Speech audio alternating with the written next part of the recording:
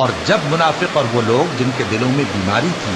کہنے لگے کہ اللہ اور اس کے رسول نے تو ہم سے محض دھوکے کا وعدہ کیا تھا، اور جب ان میں سے ایک جماعت کہتی تھی کہ اے اہل یثرب یہاں تمہارے ٹھہرنے کا مقام نہیں تو لوٹ چلو، اور ایک گروہ ان میں سے پیغمبر سے اجازت مانگنے اور کہنے لگا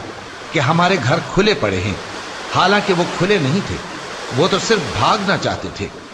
اور اگر فوجیں اطراف مدینہ سے ان پر آ داخل ہوں پھر ان سے خانہ جنگی کے لیے کہا جائے تو فوراً کرنے لگیں،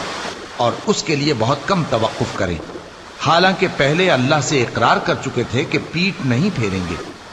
اور اللہ سے جو اقرار کیا جاتا ہے اس کی ضرور پرسش ہوگی۔ کہہ دو کہ اگر تم مرنے یا مارے جانے سے بھاگتے ہو تو بھاگنا تم کو فائدہ نہیں دے گا، اور اس صورت میں تم بہت ہی کم فائدہ اٹھاؤ گے۔ کہہ دو کہ اگر اللہ تمہارے ساتھ برائی کا ارادہ کرے تو کون